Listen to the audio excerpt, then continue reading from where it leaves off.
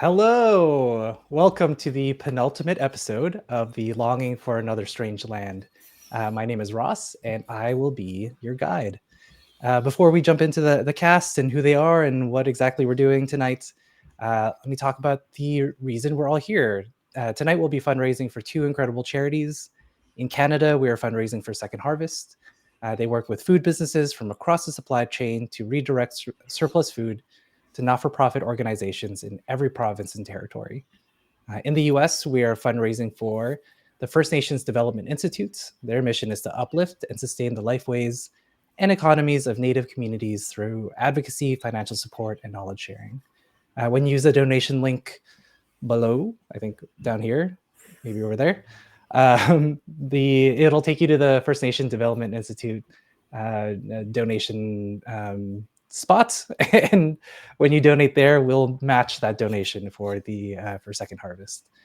So thank you so much for your support for these charities, your support with us, for us, and for helping us reach our goal last episode. We hit $100, which is $100 more that these great organizations didn't have. So thank you so much.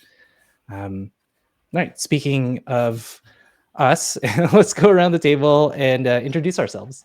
Like I said, my name is Ross. My pronouns are he, him, and I'm the game master and editor-director at Blades of Mayari. So let's go around the table. Please say your name, your show, your projects, and your character's name. So tonight we'll start with Zoe. I was not prepared to be first. Yeah. Hi, I'm Zoe. I'm sometimes on the hardest dungeon. Sometimes I'm here. And I am playing Fong. Both of our pronouns are she, her. Cool. And Kenny.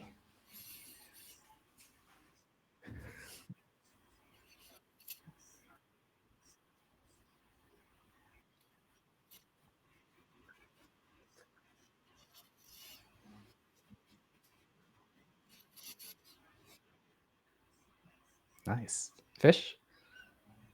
Hello, I'm Fish Finley. You can find me everywhere. I sing, draw, I play games. It's a very fun time. Currently, big project is that I'm on the board for the Crit Awards, and that we're making announcements. Things are happening, so stay tuned for all that. Ooh. I'm playing. I go by they them pronouns, and I'm playing Vina, who goes by she they pronouns. Cool. And last but not least, Andy. Hi, I am last but not least. My name is Andy. My pronouns are any, they. My character for tonight is Sora, who uses they, them pronouns. You can find me on Magnificence under the Tabletop Tailspinners Network. I play a very stinky, angry man. It's great. Nice. Excellent. Well, going from one stinky, angry man to another, I can bring us into where we are today. Having a little bit of technical difficulties. It's okay. Maybe this is the fates punishing Kenny for his betrayal. Everyone's got to get us somehow this week. Not like this. Cool.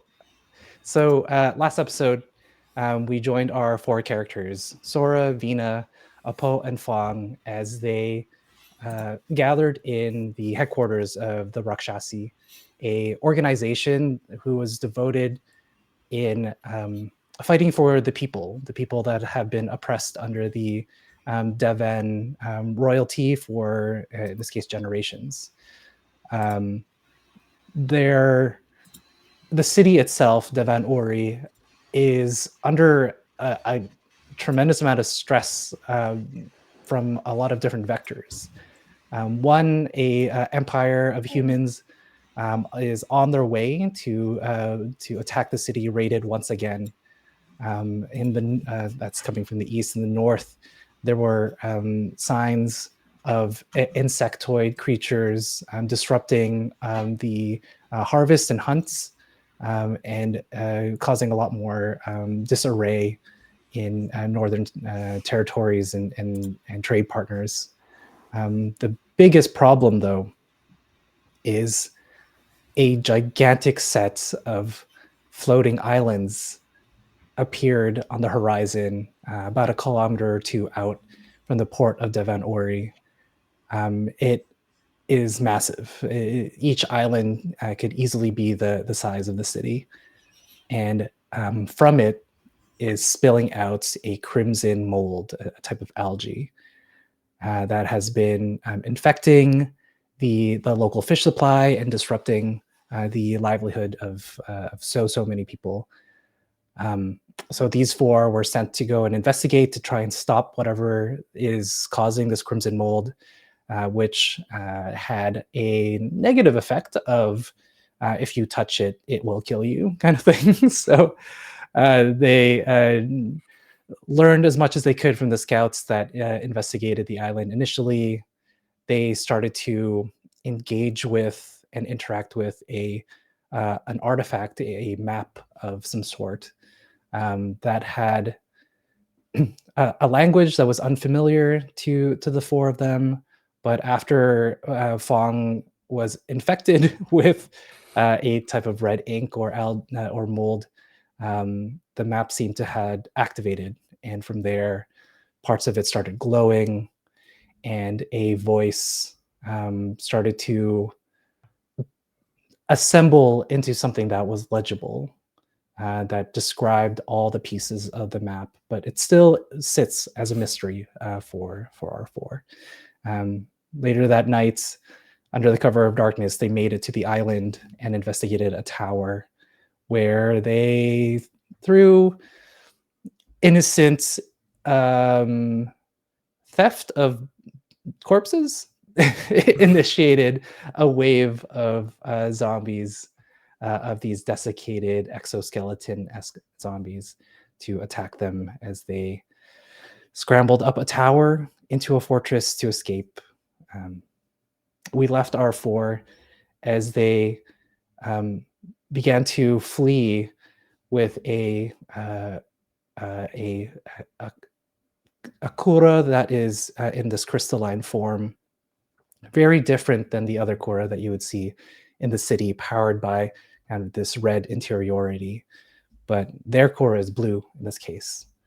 The limbless that was holding on to dear life to keep it safe, to hand it off to the children, was able to hold on just long enough to deliver it to these four. Moments before, the fortress wall broke down and these desiccated insectoid zombies started to flood into the sanctuary. The four of them were able to read a little bit of what was carved into the top of into some stone carvings on the wall. At the very top of it, it said something important. Let me here it is. It said, "I who offer myself to the world, our mother, from the land we fled to find refuge in your warm embrace. In your warm embrace, you hold the blue Korra, and behind you, a legion of zombies start to run. There are two paths very clearly set before you. One to a larger island, and that's going somewhat to the southeast, and another that is much more elevated, a bit of a struggle to go up in regards to its elevation, but heading off to the north, more northern. It leads to a smaller island that then leads to a large island that seems to have a wing that's protruding from it. You have a decision to make. Which way do you go? Vina, I think, kind of snap decision, goes kind of as quickly as one can, evaluates the two paths that are in front of them, and then points out and proceeds in the direction of the smaller island wing, one. And she's gonna like start in that direction, but if anybody else like needs help kind of going up this higher path, she's gonna try to be helpful. Help them do that. Yeah. Yeah. Give a boost. Yeah. Sounds good. So you all head towards that smaller island, towards that's connected to that winged island. Yeah, Uh, Apo wants nothing more to do with these creatures. And I think the only thing Sora is concerned with is maybe seeing if there's like a safe path they can take, but it's very snap decisions towards just whoever's leading the pack. there is the idea of safety seems very distant in this moment to Sora. Neither path looks safe, but both lead away. one thing that's providing Apo some comfort, though, is that the rope that was tied to Sora, I think, might still be tied to Sora, and Apo's just holding it. True, yeah, the rope that you all use. Sora, that, come on, we gotta go. Gotta go. That perfect. So the four of you start to make your way up this this very elevated pathway. The road underneath you feels unusual. It feels elastic in some ways. Rigid, of course, like dirt or stone. But as you bound upwards, you feel a little bit of a bounce on your step. And to the very perceptible, you see a slight kind of movement between the two islands. This whatever is holding these two together, this road and highway, is malleable in some ways. It's a very quick chase. the long trek that you took to go to the first tower is far behind you as the four of you scramble upwards. As these dried out husks of what used to be people chase after you. You crest over an edge and make it to the small island. It's a fraction of the size of the island you were on, more of an islet, if anything. But it is not as solid as the previous land you were on. Rather, looks more like a loosely bound archipelago. The cracks within it are maybe a half a meter at its very widest, so maybe a few feet at its very widest, and a few inches at its very narrowest. But as you step onto it, it seems like a single step makes all these connected little archipelago-like islands move. Like they're all connected very tenuously. You do see that, so two big things that you see. One is another path very close by, about easily half a kilometer or less away, and then another of these long highways that goes up to a more secure, much more stable island that's floating up where that's connected to the one with the wing. And you also see just treasure. All the things that you feel, that your characters feel are important or valuable, fascinating, they seem to be collected here. It's as if this was a low point in which all of these different artifacts had spilled into and then aggregated into this archipelago-like island. So you see weapons, you see books, you see statues, you see fragments of architecture. Yeah. They're almost on you. What do the four of you do? Are they still on this like malleable shaking material? Mm-hmm. Think of it like a trampoline the Sure. size of a large university building. That's exactly what I would like to do. Is think of it as a Yeah. trampoline. And do the cool thing that kids do where they like bounce each other. Yeah. As soon as our party is safe on the other side, I'll say, I'm not the best one to do this. I know, but I'm gonna get down on my knees and start like shaking the edge or the bridge or bouncing it to try and make this as unsturdy as possible. Right. The island or the bridge that all of these The zombies bridge. are running off of. The The bridge. Cool.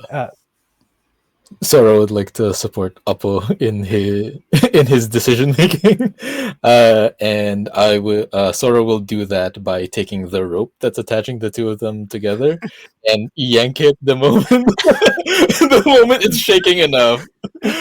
Sora will yank on it to get Appo off of the scary trampoline bridge. Sounds I good. love the premise that we just left y'all tied to each other. Yeah, We're running, was right? a Like we're in a, Yeah, I think there was any Yeah. time. yeah, it's Looney Tunes here, man. It's honestly a miracle that we made it through. pretty creative and focused, wouldn't you say, Ross? I would say creative and focused. Before you make that roll, what are Fong and Vina doing? I think Vina's like still thinking like where do we need to go next? Yes. And is caught in that kind of breath where they're still processing all of the info of like all the things that they're seeing right now in terms of Totally. like the treasure and books and stuff. And so Yeah. they're still in the mindset of like, all right, next path, let's go. But they're processing info. Cool. So I'll give you one note. As you're like taking in the environment, the bridge is much more stable than the island that you're all standing on.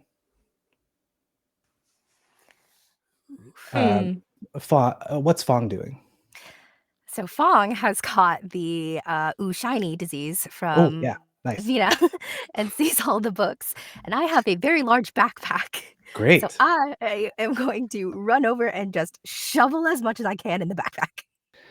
Excellent. I won't give you a skill check here. We'll do a check later to see actually what you got, but we can say that you're just like shoveling stuff into your giant backpack. Does that sound good? Sounds great. Awesome. Great. Let's do a couple of things. When you do that, I'm going to reduce the threshold value. So it's going to make it one step harder for you to accomplish because you're all tied together. And now Fong has a big backpack full of stuff. So it's going to be one step harder for you all. Oh, Um, the burden of knowledge. yeah. And then Fish, it looks like their gears are turning. Oh no, I just it took me a while to realize you said it's harder, and I was like, why? And then I was like, books are heavy, so it's big thoughts happening. Got it. Yeah. We can argue that there's more than books. I would imagine Fong is using their tiny little mouse arms, just swirling away as much as they can. Books are heavier than The feathers. hat comes off, using it as a shovel. There's more jewelry that starts to like pile in there. Show it, yeah. Okay, so back to Sora and Appo as they try and shake a highway-sized bridge. How are you doing that? Trampoline style. I'm jumping.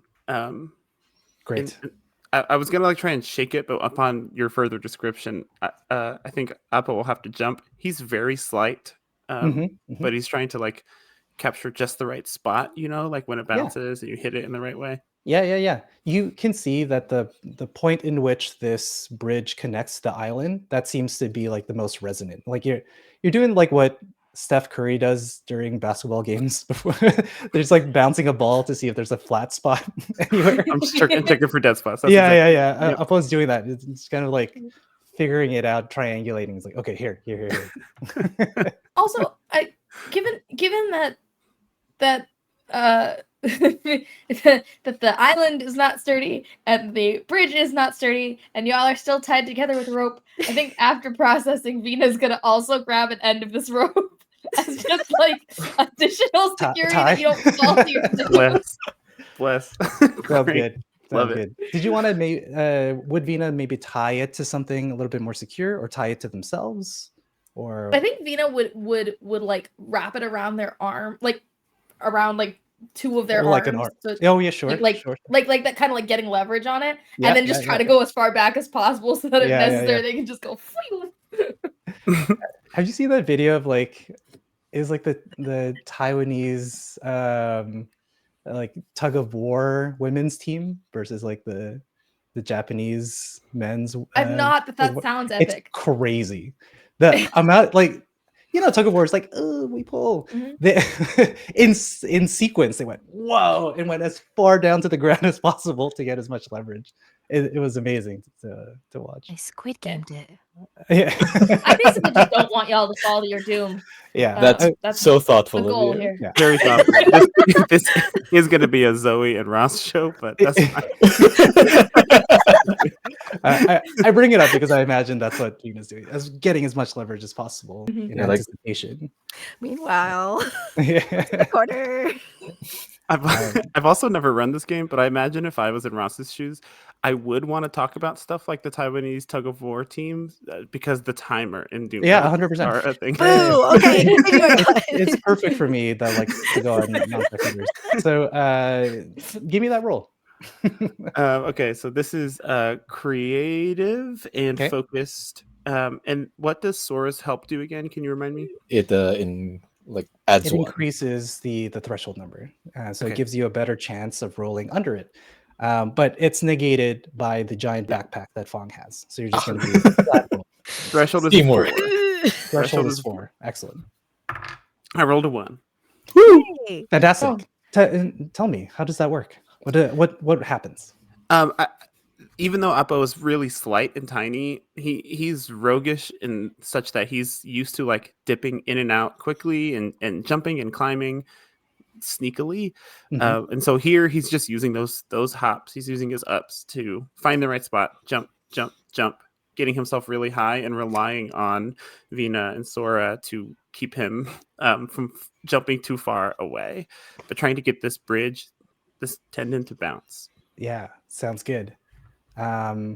Interesting that you said it was a tendon. Okay, so as you hit this like perfectly I didn't timed like that actually. Writing that down. Writing that down. this perfectly like tenuous spot, it resonates out, and a wave of potential energy turning into kinetic just goes down this big bridge, and it starts to shake off and wobble all of these creatures that really shouldn't be alive. You can see that their desiccated exoskeleton arms and legs start to break and crumble, and they start to like pile up, and they seem to be at a standstill trying to deal with this resonance that's on this large highway, this connective bridge. Unfortunately, the same thing is happening on the island that you are all now standing on, and the loose connections that's holding this like archipelago of small floating land bits together starts to fall apart. You all have one action to move through, or you'll start falling into the ocean. So how do you escape? The treasure is falling. Islands are starting to split apart. Oh God. I think Sora is going to carefully observe for the parts that are holding together a little better than the rest of it, and follow that as a path to the sturdier bridge that's on the other side. Sounds good. Since you're all connected, I'm going to have perhaps one person do a check to get you through it. Very similar to the over the wall check that we did in the last episode.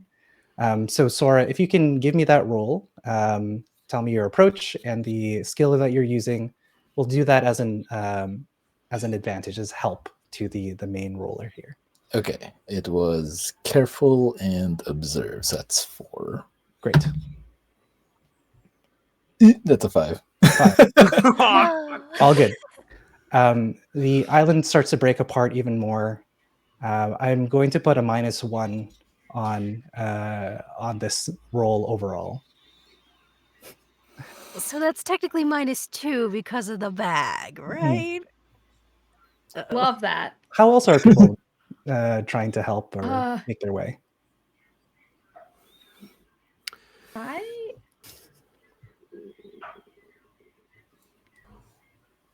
I think Vina is very like trying to streamline their path as much as possible, and Mhm. so like is using their kind of wingspan as a way to like knock stuff out of the way to keep it from like as things are falling, to keep it from like hitting us, Yeah, and is just trying to go like point A, point B, where is a spot that's not here. it sounds good. You're trying to like give some sort of like physical protection to whoever's pulling all 4 of you forward. Yep. Great. That sounds good. How are you doing that? How is Vina doing that? Just they're gonna kind of spread out their wings and kind of using their array of arms and wing, just kind of be knocking things out of the way, just out of the air as it's falling. That sounds like a very creative use of your acrobatics, perhaps. I'm cool with that. That is a thing I am cool with. Yeah. So your creative is 2, I see, and acrobatics is 2. So you got to Yes. roll under a 4. Too bad I got a 5. All right. So I'm fun. just look. I'm trying. I'm trying very hard. I'm No, not it's good. succeeding. It just Fuck tickles me, hit me me in so the head. nicely. All right, so between Zoe and Kenny, one of you has to do that final roll, and then Help. there's an assist here. All I have a way to possibly help. I don't. Okay. It's pretty left field. Apo will secure his footing on the ground. See Sora and Vina get kind of manipulated by Sora and Vina trying to find the correct pathway, and secure the blue Gura and hold it, and remembering that feeling that he got, that there's something special about this, and listening to what we just heard and read below about this, needing this seems important. It needs to get somewhere.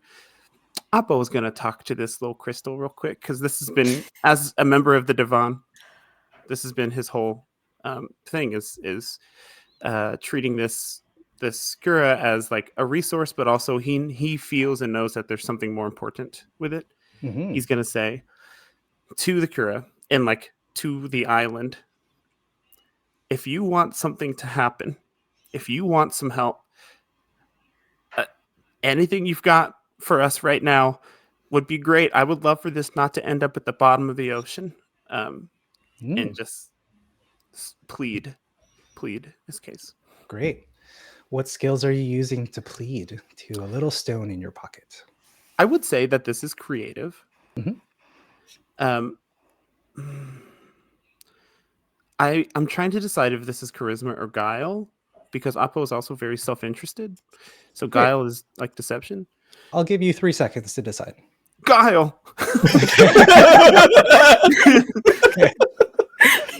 Creative and good. guile. Give me makes that the roll. threshold of 4. Is it 4 minus 1? No, we're just doing the flat rolls. All the disadvantages will go over to Zoe. So give me Luckily, a I roll rolled low. to help you through. I rolled a 2. Amazing. Yay. So how does the Korra respond?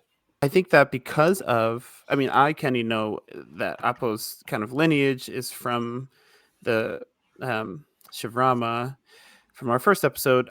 I don't know what connection might form here in fiction, or what access that that Apo might get from trying to connect with this more pure version of the Korra. Mhm. But I'm wondering what it does to help stabilize or reveal a path for us? The Shivrama from our first episode had a very deep connection, being wardens to the land, which was in Angori, the living land. The Kura in your hand glows blue, kind of the blue of a clear blue day, the sky, a sky that doesn't have any clouds in it. And so do your eyes, as a blue path is marked out in front of you on the best way through onto the connecting bridge. And it seems like the path is along the most stable pieces of the island as it remains. I look up at Fong and say, "Do you see that? See what? Is this path visible?" Just to you.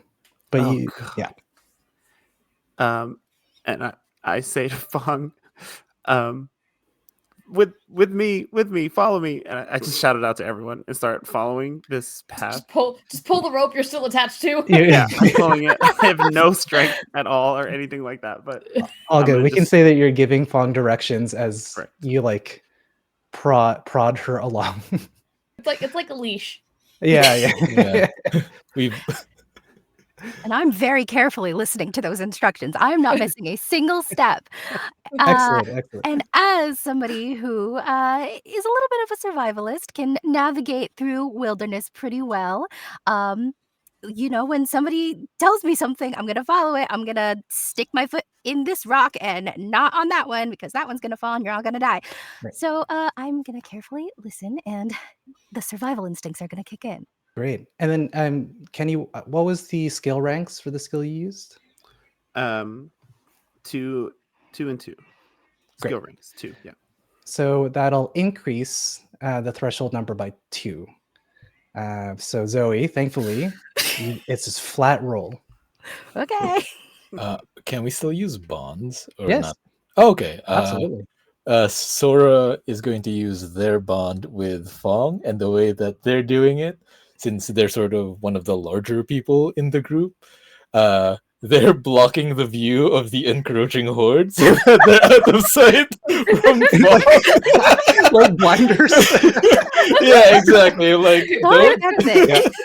Laura knows that Excellent, Fong's a little anxious bean. Can I also do that actually? Yeah. Absolutely. Both of us standing on either side, like no. Yeah. You're Jesse and Jamesing it, like you're on either side. Blinders. Yeah, sounds good. Do that roll, Zoe, and then All right. Andy, what is your bond with Fong? What is Sora's bond with? Is it a major bond, like Yes, it is a or major 4? bond. It is a major bond. Okay, great. No problem. Okay. So is it still flat, or do I get plus? You will essentially increase the threshold number by 2. So Okay. give me the approach and your skill, and then add +2 to it. That's our threshold number. You have to roll. Cool. under.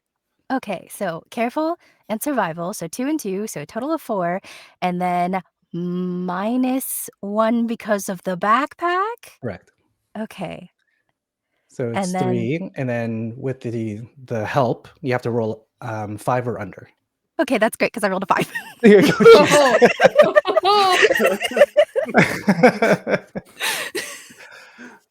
Fantastic. We might How just does how does We Fong might just live. how does Fong lead you all out? Keen hamster ears, listening to every little word out of Appo's mouth. And I'm gonna just sort of hop onto one spot and go, okay, we're gonna go right here, this one, follow my footsteps, and run to the bridge.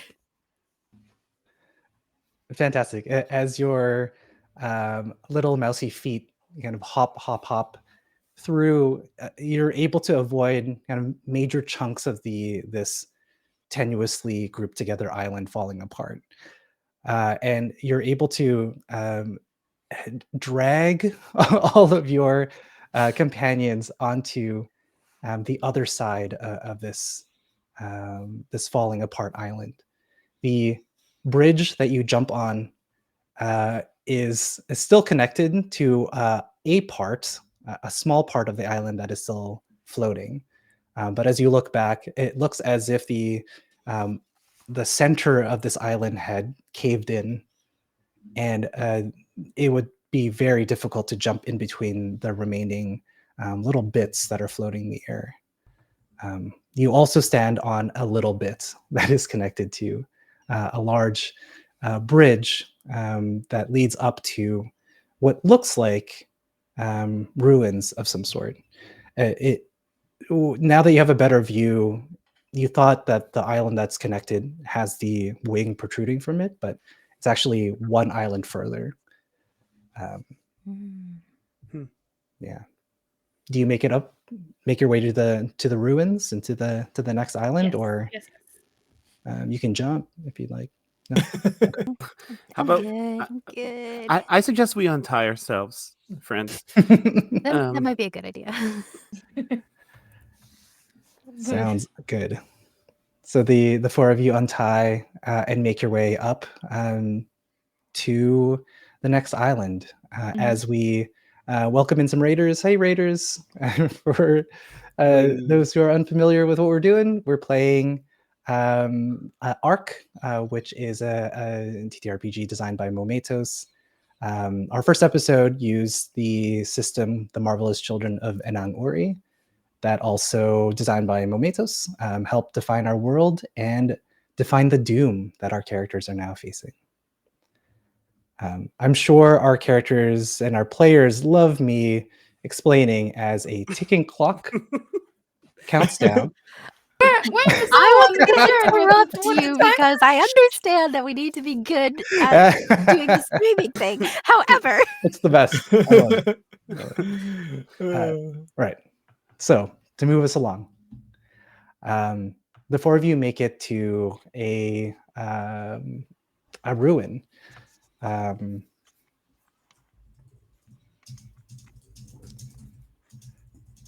Sorry, just trying to get us into giving some backstage direction. Yeah, you make it to a ruin. The day starts to fade. The last strings of lights sinks beneath the horizon, and you find your way up to a secure spot and build a bit of a fire. It's difficult to see the path up ahead, but you do notice that the screeching and the dry crackling of insectoid zombies don't seem to resonate in this large ruin. The island that's connected is one that seems to have another tower and a large wing that is protruding from it. But before you make another decision on what to do next, this is probably the first time you've actually had to just sit and digest exactly what is all going on.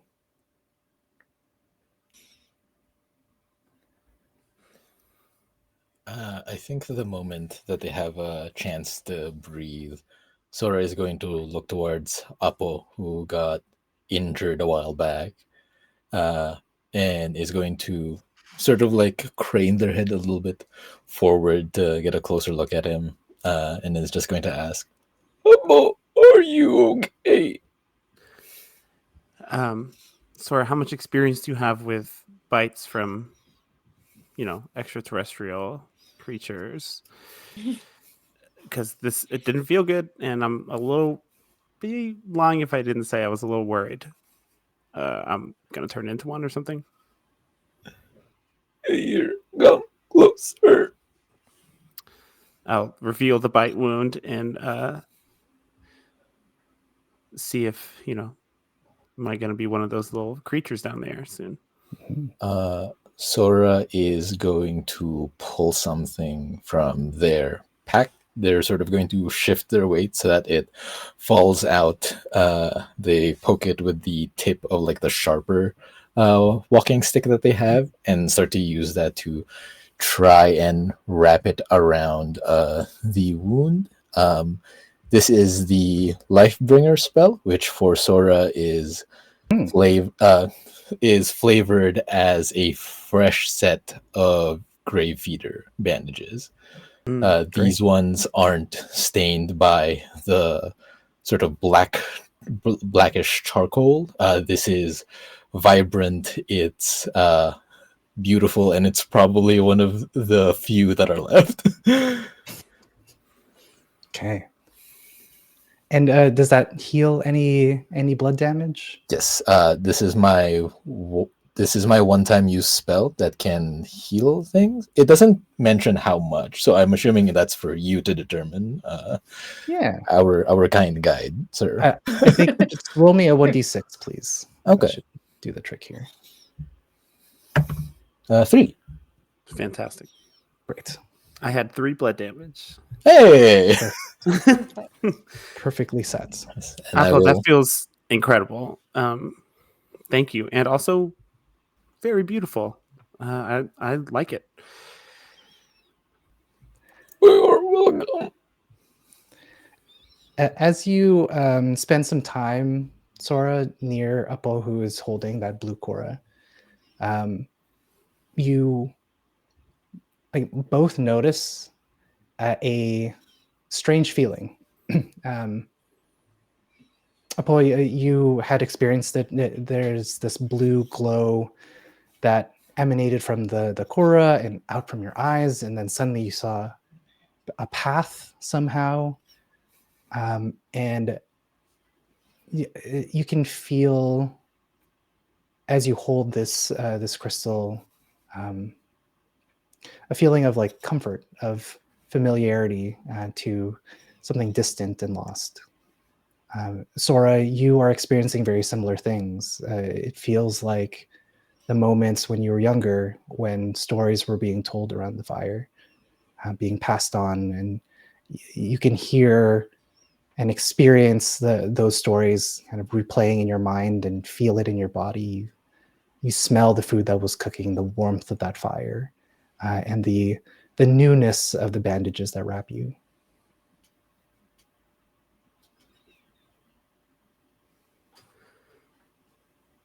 Sora, the Devon, we carry Kura through the city because, it feels it's what we've always done, and it feels like, there's a feeling from the Kura in the city that there's a need there. It wants to be brought around, but this is different. This is like this thing, and I need it as much as it needs me. I guess, it's like, I don't know. It feels like it actually recognizes me, if that makes sense at all.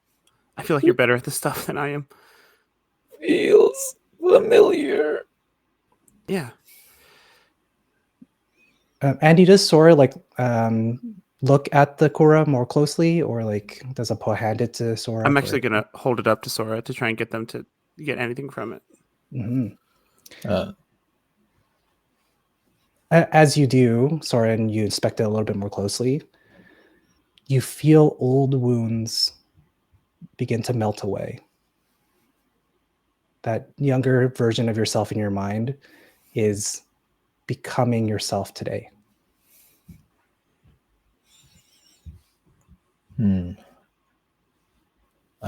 I think as Sora takes a look at the strange object, getting a little bit closer towards it.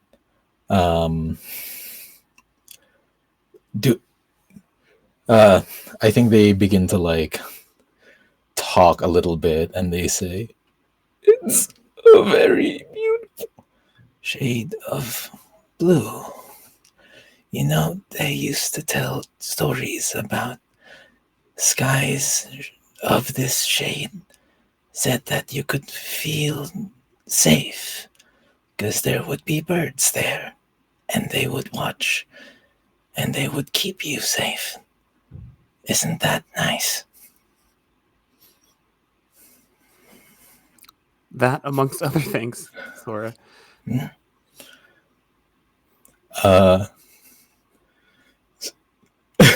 I think Sora is a little taken aback as they're sort of like looking around at everyone. Sora has not heard their own voice in a while. Mhm.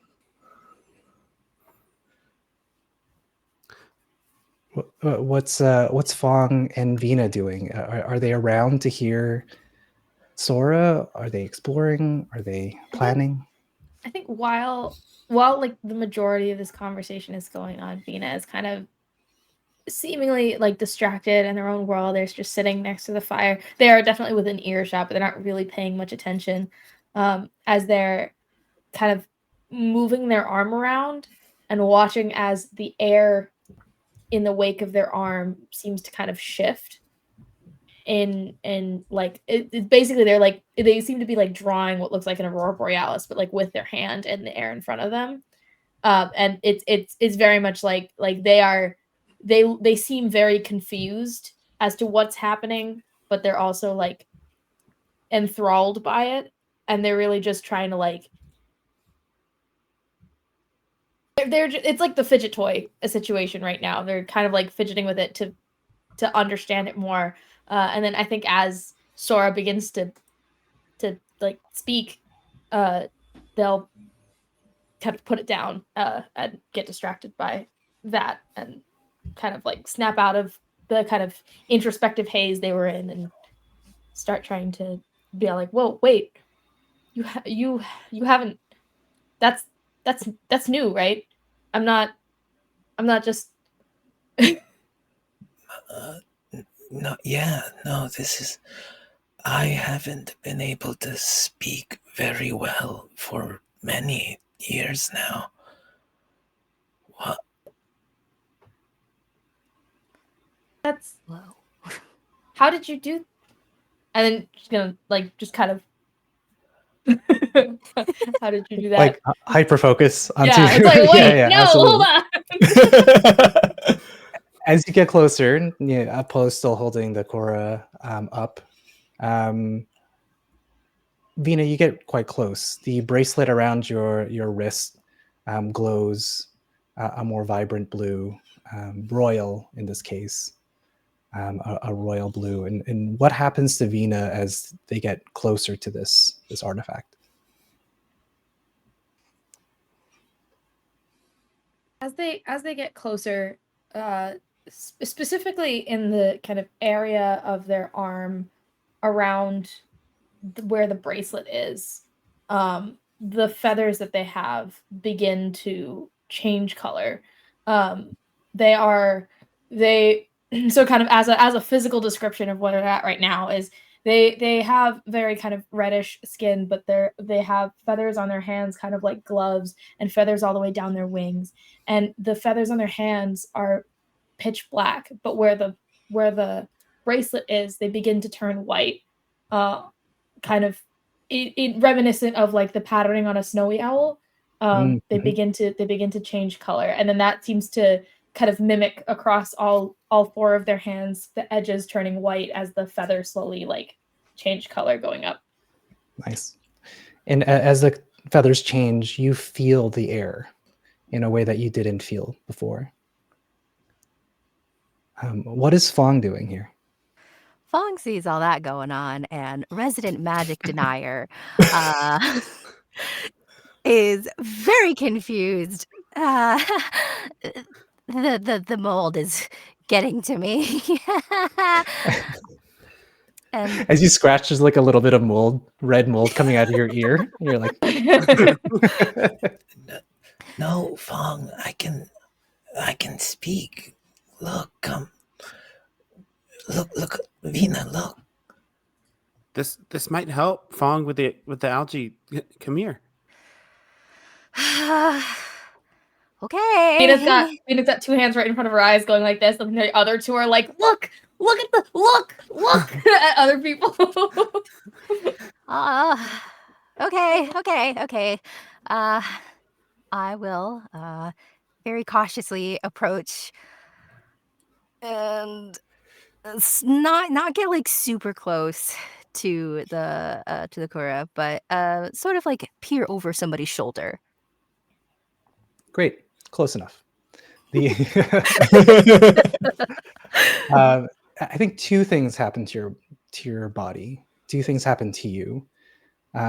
One is that, well, tell me what happens to Fong as they get closer to this Korra.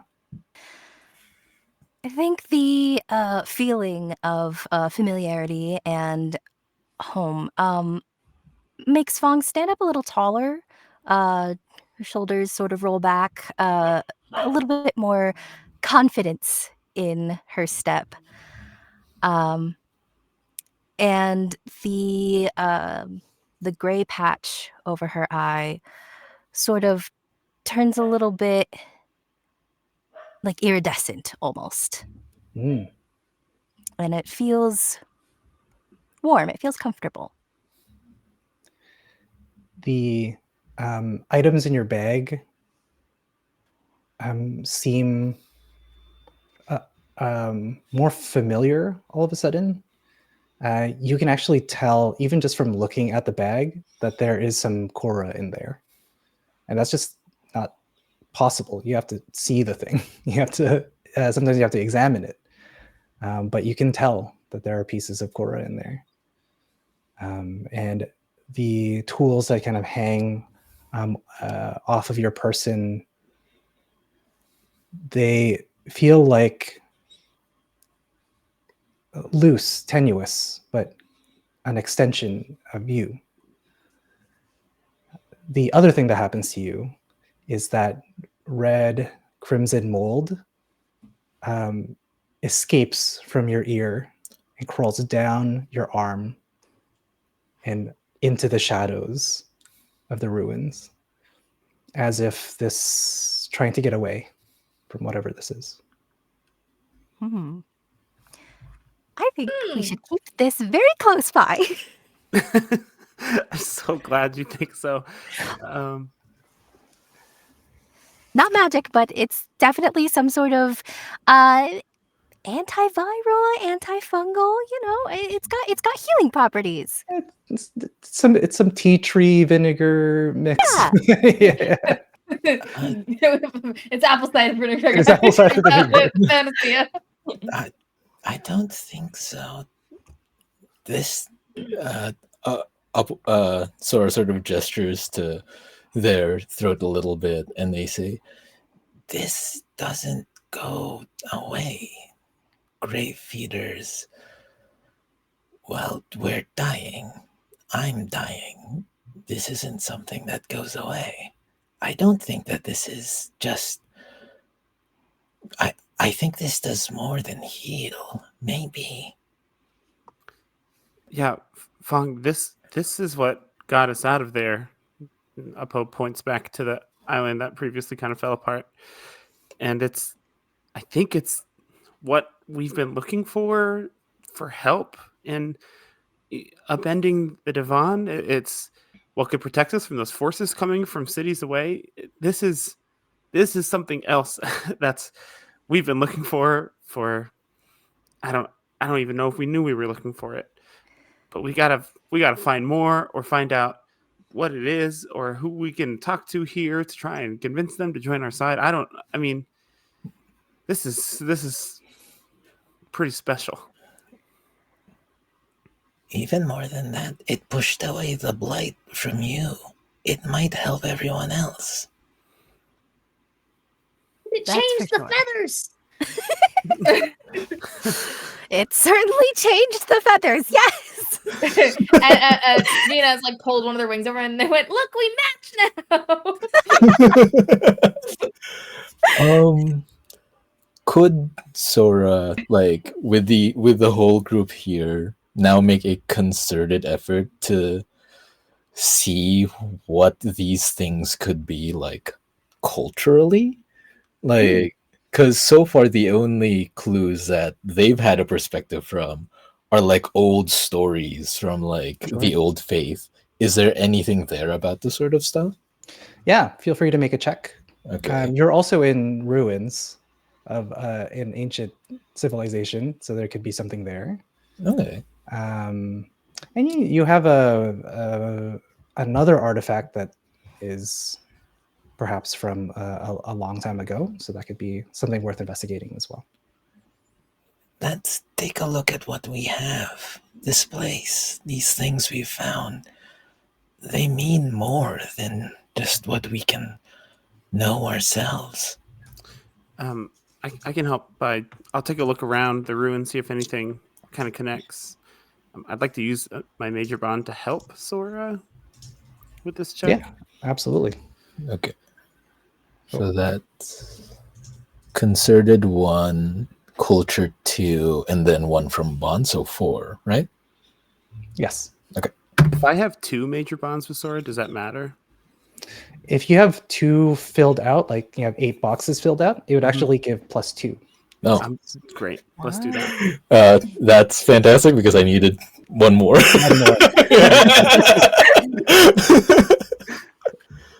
So good.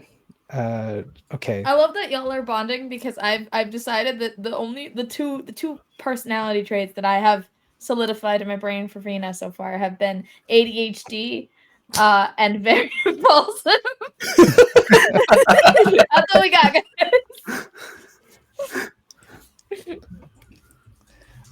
Okay. Let's see. Great. I'm sorry, I'm a little scrambly here. Okay. Just Bonding. Bonding. we will adjust. I like the campfire on the back of this, like dying or dead chimera. It's very fun. Very chill. It's a place for friendship and bonding. Exactly. Yeah. This is The ground is most crumbling and beneath time our for this. Okay. So sorry. What skill did you roll again, Andy? That was a concerted culture skill. A concerted culture skill. Yeah. Absolutely. You start to pull some of these stories together. It's surprising how well they begin to kind of meld together. There's the pieces about, there's stories about a great flood where you had to escape onto the land, which matches what you had read earlier of this idea of from the land we fled, refuge in your warm embrace. There are a lot of different instances in just a general culture that it's matriarchal in structure, that female presenting folks and women and all types of women are given so much respect just kind of inherently, and culturally it's part of the social norm and expectation. And that it connects to what the Limbless had talked about in regards to a mother, a more ancient one, something that predates perhaps the stories and cultures and norms that you're familiar with. And they mentioned that this mother's name is Enang Uri, and it starts to also look to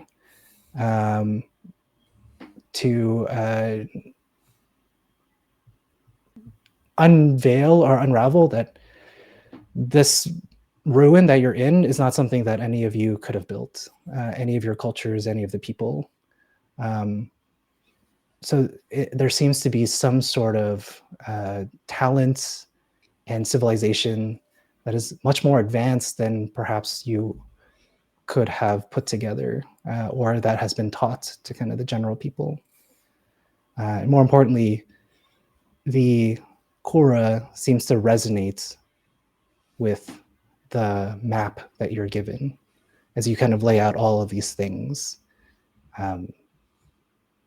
The arm, the point that pointed to Sali, the kind of leftmost mark on this map, it seems to flicker between red and blue.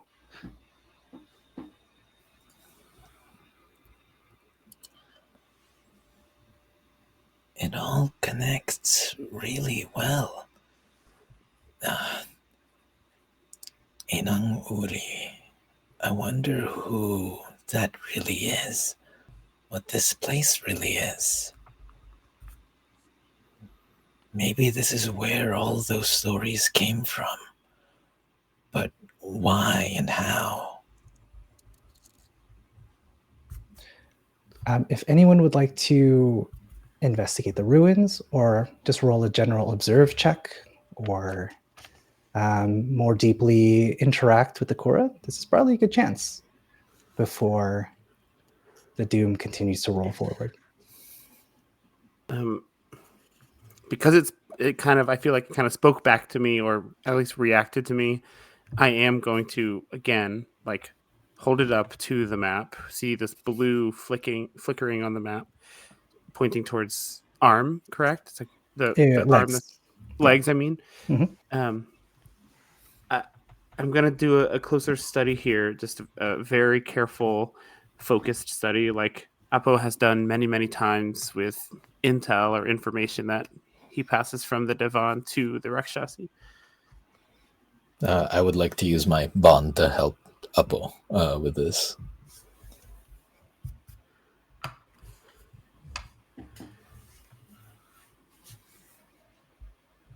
Cool. As we're figuring that out, Zoe, Fish, what are your characters doing? I'd love to look in my bag. Yeah, absolutely. Could you roll me 3 d20s, actually, Zoe? 3 d20s. Oh, Yeah, boy. I know. I said Yeah, d6s. a lot of books. I know. Oh, boy. Roll me 3 d20s. And then what's Vina doing? I think Venus gotten up to kind of look at the kind of ruins that they're all sitting in, because they've been very focused on the fire and the Korra and the map, and I think she's like, they've got that handled. I'm kind of curious about what's like, is there anything written on the walls? Is there like, I guess essentially like she's looking for like etchings of like writing, or of like little pictures, or of like anything that could be kind of etched into the walls around them that could convey any sort of information about like where they are, or like the civilization that used to live here, or anything to that regard. Okay, sounds good. So sounds like an observe could work there. Yeah. So feel free to pick an approach and make that roll. Rolling back to Kenny, what did you roll? A 2 on a threshold of 5. Nice. Excellent. And you're trying to more deeply understand this map and the information in it? Correct. Using the Kura as like, guide me. You're my number one. Guide me, please. Sounds good. As you kind of use the Korra as kind of like you kind of like move it around the map to see if there's any movement or something changes or anything. The main part that actually reacts to it is the center. The center of the map starts to turn, just a portion of it starts to turn blue, and part of those spikes that seem to surround it are near kind of the border. They start to actually fade on one side. The one that says Sally legs on the west or the left side of the map actually fades as the center becomes more blue. And when you take the Korra away, it all just reverts back to normal. I think this might be doing something to where we are. If these things are related, Sora, like you're saying. Well, it's a map. Maybe we're supposed to find something. I'll pause. Fish, what did you roll? I was using concerted and observe, and I rolled a 2, and my TM was 2. So amazing. So you hit your threshold number. yes. You kind of like poke around a little bit beyond the edges of the fire, and you see carvings on the wall. You actually see very similar beings as you saw in the first tower. Okapi-headed long-limbed folks. But you also see people that kind of look like Apo, and others that seem to be wrapped in bandages. And you actually see those insect-like people, but they have like a long duck bill instead on the front. And they seem to scatter all over these walls. This seems to be a place of celebration. Perhaps it was like a meeting hall or a part of a temple that kind of venerated or celebrated all of these different people. And a motif that you notice is a lion-bodied, okapi-legged, owl-winged creature. It has a lion head, but an owl mask of some sort. And there's like different versions of it. It shows up as motifs. It shows up as pieces. But when you take a step back, you see this being everywhere. And as you do that,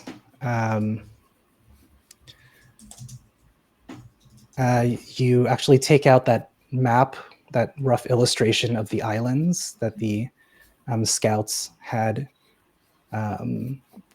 sacrificed their lives to build. And you actually see those very similar pieces, the wings and legs, lion head and owl face, and the most distinguishing feature is these tentacles of some sort that come from the head. Guys, does anyone know if there's like, I guess, okay, so is there any sort of like historical recall that, try that sentence again, this ruin that we're exploring, this whole like this pieced up chimera is not something that we have documented in our like history, correct? Like it's like there are stories, there are tales, but it's not like we know that we were like from here at one point. This is there's no like anatomical drawings or topographic maps. Are there any stories about perhaps our ancestors being from here? Well, there's stories of escaping a flood to the land. If this thing rose out of the ocean, then maybe that was what they meant by that. Because there's this creature that keeps coming up, and I think that all of these islands are just this creature, and these little drawings look just like us.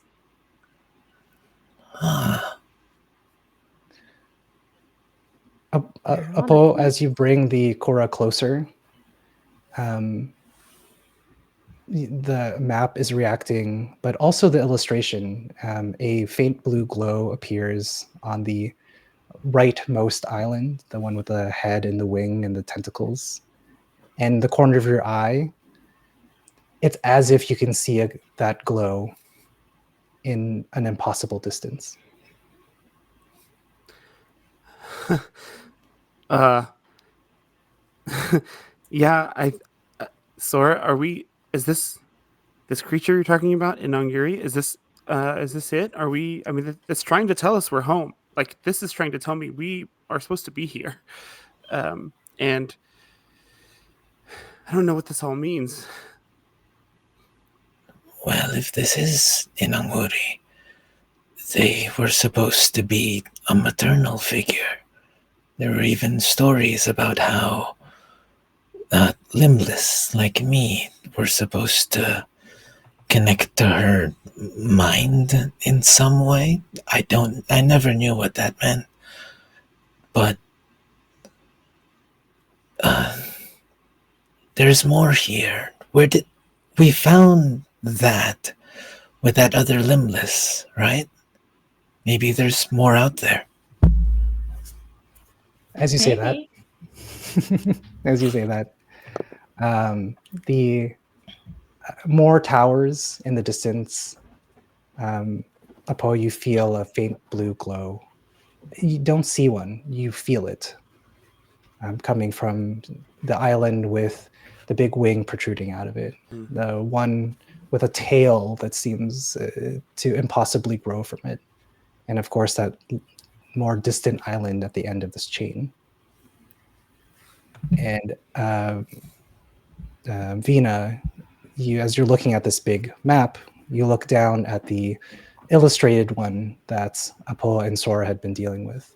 And you notice that on the edges, it says tail, wing,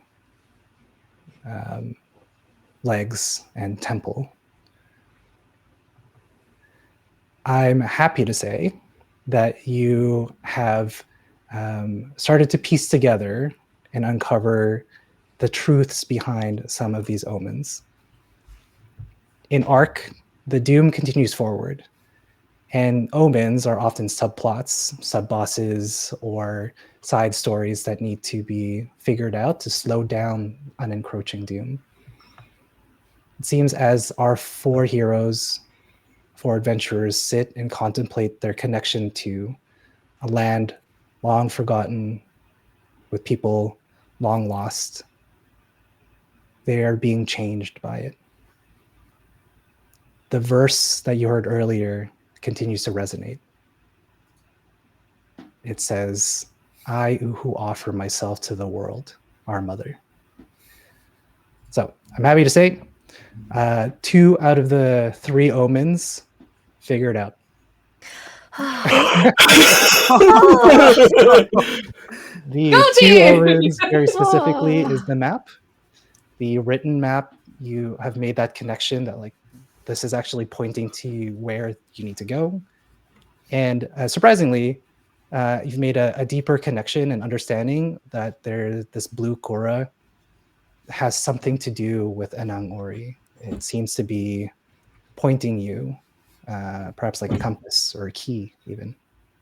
What that means is, usually I would roll a d6 3 additional times, and depending on the roll, I would add additional doom dots to make the doom come arrive faster. In this case, I'm just going to roll Founded doom dots. 1, which is great. This one. Gives you all a little bit more breathing room rather than the doom arriving in essentially another hour or so. So the doom always encroaches forward. You haven't really figured out exactly what's going on, why the crimson mold is why the crimson mold is happening, or where it's coming from, or what existential threat is looming over your city. So because of that unknown, 2 dots are added. The time moves forward. We're That's at better 7. than the like 6 that we had before. Yeah. I will take it. We were getting like 5 at a time before. I'll take it. We're at 7 of 14. So with that, doom encroaches, discoveries are made, and a rest is required. So let's take a quick 10-minute break here. We'll reset the timer and give us a little bit of a bio break to digest all the things that we have learned. So we will see you in 10 minutes, and thank you so far for joining us. See you in a bit. Woo.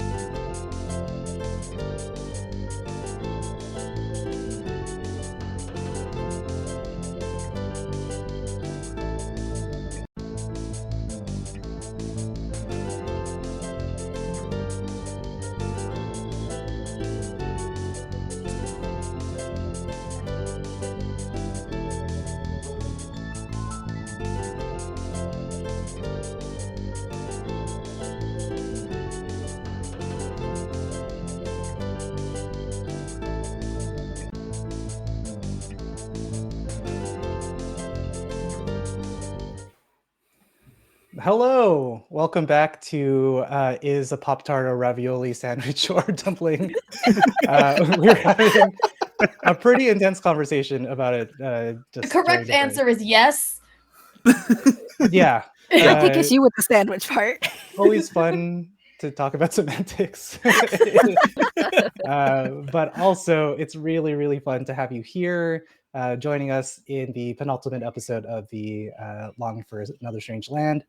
We are the reason we're here together is to fundraise for two incredible charities. One is Second Harvest here in Canada. They work for food businesses from across the supply chain to redirect surplus food to not-for-profit organizations in every province and territory. Food has been like a resonant theme in our group, and we know that it's a deep concern and worry for a lot of folks. So we're very proud to support Second Harvest. In the US, we are raising funds for the First Nations Development Institute. Their mission is to uplift and sustain the lifeways and economies of Native communities through advocacy, financial support, and knowledge sharing. The Marvelous Children of Enang Ori, the game, brings a lot of attention to our relationship with the land as a living creature, as something that is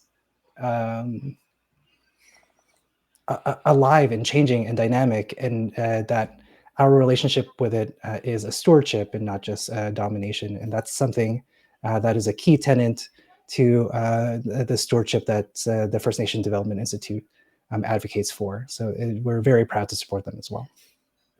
So if you are able to, please use the donation link. It'll take you to the FNDI donation, and we will match that donation for Second Harvest here in Canada.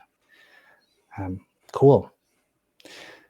I'm surprised I was able to transition from Pop-Tart to supporting two incredible Really causes. good. Yeah, thank you. Master of segues. If we are all ready, let's jump back in. I think the three of you, Sora, Vina, and Apo, are coming to this deep realization that you are on top of an ancient creature that used to hold a civilization that you all deeply know, inherently know that you have connection to. You think back to the Limbless that you had met in the first tower and how they called you the children of Enang Ori. Despite how you look very different than the carvings on the wall. But that connection still exists despite how you look, despite the language you speak and the changes in your culture. You are still connected to this being, this place long lost. The camera swings over to Fong, just body deep in their bag, just like scrolling through, trying to find the items and do an inventory of the things that they had stashed away earlier.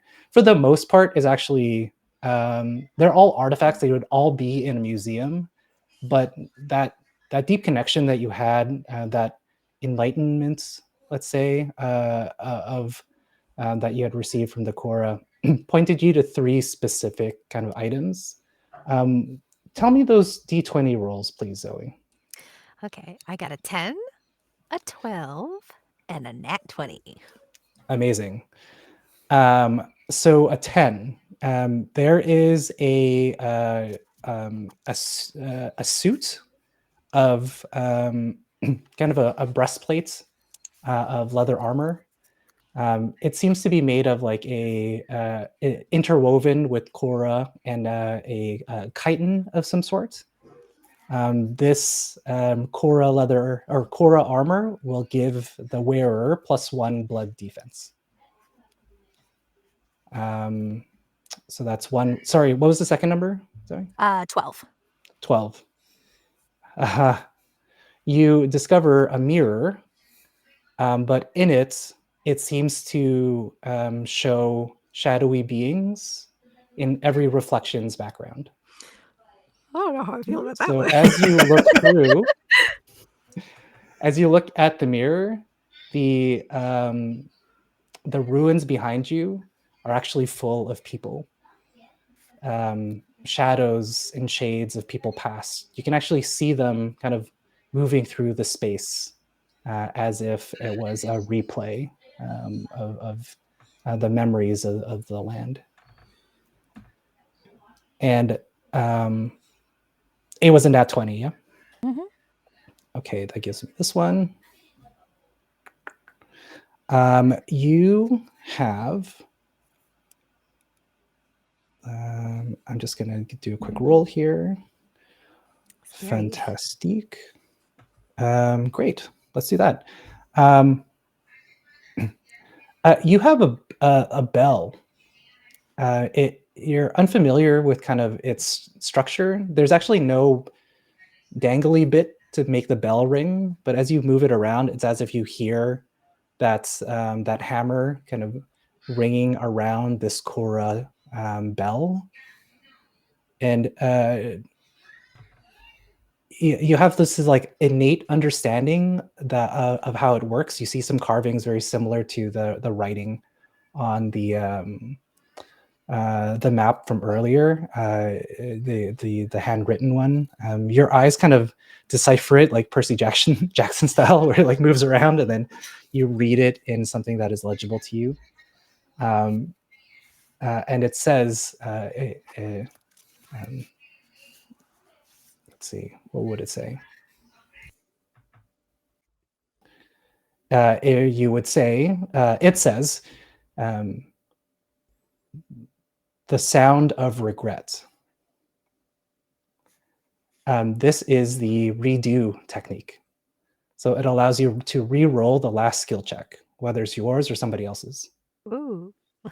It's very fragile. You don't think that it can be used more than once. But yeah, it says the sound of regret.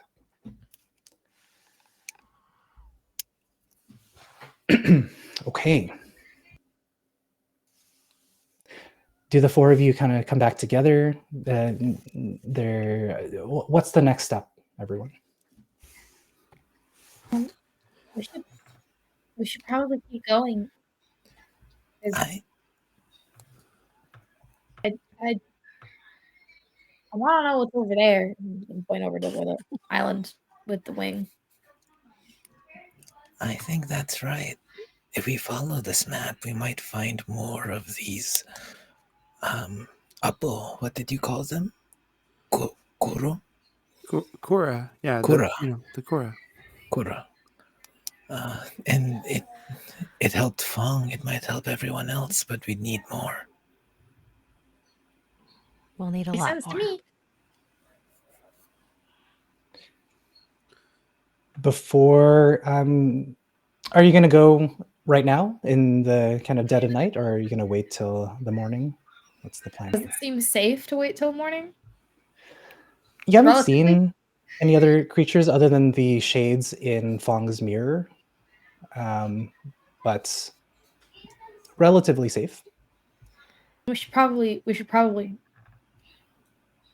Take a little. I know we're in a bit of a rush, but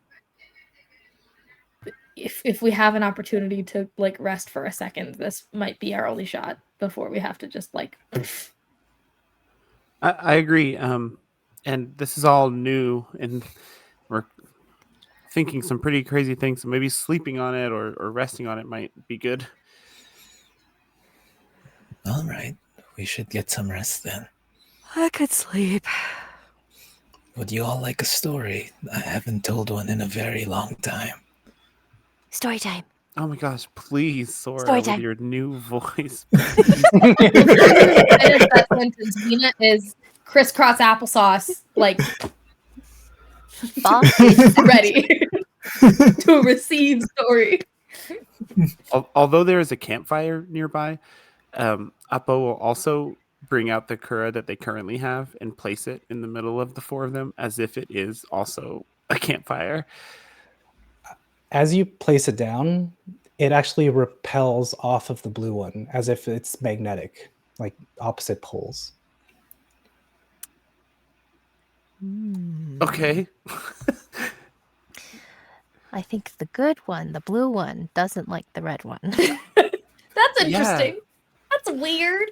I Huh. have concerns. Yeah, especially when your city is made of the red Korra. Yeah. Yeah. Apple has these like red, Yeah. like Well- Kura, like adornments essentially on his cloak. Mhm. He's gonna go ahead and ditch that cloak. It's like Starfire! Sorry, dog. I didn't know. I was not aware.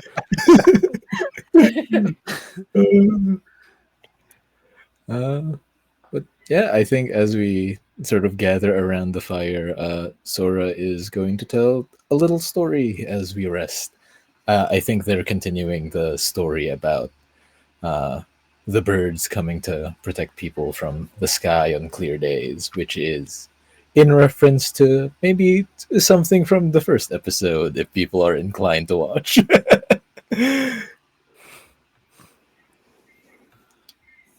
You should. It was fun. That's fun. Oh, I thought you were going to tell the story. Okay, no, that's fine. Time Tell this. I'm like ready. I'm like literally. Chris Rock. you also like Smith We were all so prepared. I don't think so.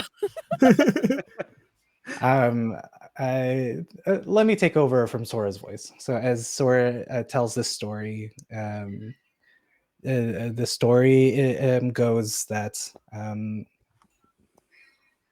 there was once a young child who had lost their mother. They looked all over the forest and couldn't find any signs of her. They climbed up trees, they dug down deep, and they swam in the rivers, but they couldn't find their mother. And they remembered that their mother always said that when you are afraid and lost, look up. I will be the sky and the sun, and my wings will always wrap around you. And even if you don't see me, every story, every playtime, every injury that I help nurse, they are all pieces of me being given to you.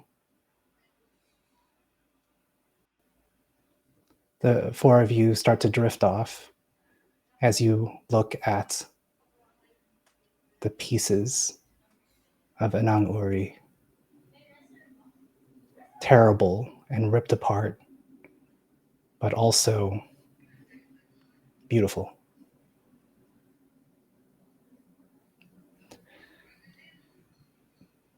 The sun hits you ferociously. It's as if the dawn didn't exist and the clouds could not break the rays of the sun. The four of you are awoken very quickly as you look around you. The Fong, the mirror, is reflecting kind of this jovial celebration that is kind of surrounding you. And even though there's literally nobody, you can feel the whispers of festivals long past. And it's as if that's those streamers and those drums and those brass instruments are what woke you up and not the sun. So what's next? You're heading to the winged island? Yes. I think Yeah. so. Let's go, Vina. If you feel called to it, let's do it. Yeah. Wing. Ravina's taking the lead here. Yeah. Yeah. As you walk up, it's a bit of a trek, at least half an hour. In this case, you're not being chased down by insectoid zombies, so you can make your Already pace doing better. Yay. way Already. better than before. Are you doing anything in particular, looking or preparing, trying to figure out the next thing, or are you just like, let's get there and figure it out? I think Vina just wants to get as close to like the wing itself as possible, because now she's curious about what it is. Yep, absolutely. So you take some time. It ends up being at least an hour or so of trekking. This island's much bigger than the previous two that you were on, similar in size to the first one that you landed on. As you make your way to the wing in which that is attached to this floating island, you see at its base a tower, very similar to the one in the island that you landed on, that was connected to giant legs. It has similar carvings on it on the outside, and a similar gigantic cavernous interior. The wing itself is actually flapping very gently. The movements are small, but every small movement, Vina, you feel it in your wings. The air moves as if it's being commanded by these wings.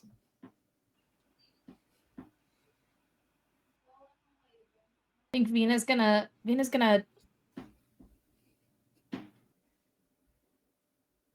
like open her wings out, and like compare essentially like how she's able to move hers with the way that this kind of gigantic wing is Sure. kind of flapping in the wind. Yeah. And is gonna just like start to, I guess, try to mimic it, but like in like a do I do this thing? Is this what I do now? Like a baby bird? Yeah. Like, What? yeah. Crazy. Excellent. You can tell that it's actually a similar structure. The Mhm. feathers are massive. They're like the size of a city block, if not bigger. But the coloration, the way that air moves through them is very similar to yours. And as you move like your one wing to match the single wing, you can feel a similar control of air. It's exhausting though. It doesn't come to you easily. But as you start to move the other wing, you feel the similar control in both. I think Vina will do that for a second, and then we'll stop because it's exhausting. She doesn't want to get too distracted because they're here for trying to solve the shenanigans. And so she's gonna kind of look back over her shoulder to see kind of what the others are up to. Are you kind of ahead of them? I think so. I think she's just kind of like, she went, we're going that way, and then just kind of went that way. Totally. The three of you, for a moment, you see Vina fluttering off of the ground. Could you always do that? No, this is new. Or I guess these aren't new, but No, those are not new. that I didn't know that they were functional. You look a lot more like those figures in the ruins. Easy. If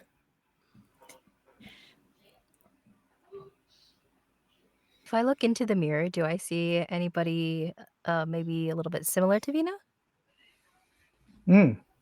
As you look in the mirror, you see a grand city around you. Shades and shadows, like translucent buildings. But you seem to be in the middle of a bazaar of some sort. Stalls of merchants and people, very similar to what you saw before. Tall, hulking, long-limbed, okapi-headed folks. Those tardigrade-esque people with those duck bills, the people with faintly rainbow bandages, and a few folks that look a little bit more nature-worn, but still elegant, with multiple arms like a poa. And you do see people like Vina, but pieces of them. Some with multiple arms, some with horns, some with stripes, some with wings, some with other features that are kind of disfamiliar, but you can tell that they are related to Vina. And you see some with wings, not flying, but kind of hovering and being able to kind of jump around more easily. Some folks from a balcony up above you kind of glides down more easily. Starting to think maybe it's not the mold. Why do you say that, Fong? I mean, just look. There's just no way that I would be able to create something like this in my brain. Can you see? Do you see anything in this mirror? Do we all like sort of just Do we see huddle anything around in the the mirror? All of us immediately like. Yeah, you can. I mean, it's like us, but different. The four of you see a parade of folks in a variety of fineries walking into the tower. Like, that's I think let's really bring it. cool. Sorry, you were saying. I'm just sitting here stuttering in awe. Don't worry about me. Maybe we should bring it into the tower. That's where we found that first one. Maybe this will show us more. As long as That's a there's really good no idea. zombies in there. Let's- Yeah, Apo but then will- we can leave again. That's true. We got away so easily last time. No issues. Only one zombie bite. Come on. Apo will take out the like 4-sided illustration Mhm. that they have, and having seen it react to the Kuro, will hold the Kuro up to the wing, like the part of it that says wing, Mhm. because he's seen it reacting to the presence of the Kuro. So he's gonna hold it up to the word like wing, that side, as they're moving. Just he wants it out like as Yep. if he's navigating, Totally. or Uh, exploring. As you do that, it doesn't react to the word wing or any of the arms that seem to be pointing towards it. It reacts to the arm and the word Sally or legs. Legs. um, Okay. So as you put the Kura away, you're still kind of investigating this map. And as you kind of point it up towards the tower, one of the arms starts to glow slightly blue, and the word for wing starts to glow very very slightly. Yeah, the one of the words that says payak or wings glows very slightly. Something's important here. According to this piece of paper, this is a very important moment for us. And I guess a homecoming, Fong, is what you're saying. So this is, yeah, let's go inside. I agree with Sora. Let's go inside and see what this one holds for us. All right, let's go in the tower. I think as Vina kind of walks, Vina every couple of steps is gonna be all like, ha and they're just gonna be jumping in place as they're like just kind of testing out some more. They may not catch air at all, but they're just like. I think you totally do. Your wings have changed. It's kind of like how a chicken flies. Like a chicken can't really fly too high, but they kind of bounce around. Mm-hmm. Yeah, very, very, very in line. Right. So as the four of you walk in, the interior of this tower is gigantic. It was very different than the first one. The first was held essentially a graveyard and a gigantic fortress. But in this one, it is a gigantic hall. Above you are, let's see, a gigantic hall. It's as if it's decorated for a grand ball or a large social event of some sort. Gigantic arches hold up an intricately carved ceiling that is adorned by banners that have long molded and decayed. There are a sea of tables and chairs that are misaligned and moved around, that has coral and barnacles eating away at them. There's tableware strewn about that's silver and gold. In one corner, there are ancient rusted instruments. And when you peer past the coral and barnacles and some crimson mold that's on the walls, you see beautiful tiles of blue and purple and red and yellow, interwoven with gold, tarnished, but still bright. There's Cora that holds up these large arches. I think the big thing that you see, that's all interesting, but the thing that really catches your eye is a massive person, a giant, sitting within this architectural alcove that looks like a massive throne. They have 4 arms and large skeletal wings. Their head is crowned with a ring of spiked horns, and dark violet, almost black hair dangles in front of their face like a dry and lifeless veil. They're also wearing the most elegant gown you've ever seen. It's as if someone took the night sky and fashioned it into an intricately layered sari, draped over this male-presenting body that's barely more than skin and bones. And behind them, you see a faint blue glow. The shades that were in your mirror, Fang, you don't need them anymore to see a sea of ghosts, all beautifully dressed as if they're here to party, waiting on the host to lay out a grand feast. Their fineries end just below the knee, which is also where their legs seem to fade away. And we all see these characters.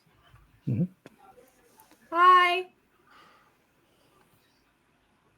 You say hi. Yes. The giant at the end of this grand hall, you can see a glowing red eye appear behind the dark purple hair. I hate that. And you hear a voice say, "Are you here with our food?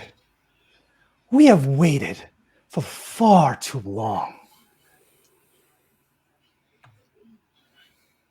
Food? Yes, my guests are starving. So am I. This dress Any of y'all cannot be have on a food? body that has no yum-yums in their tum-tums. I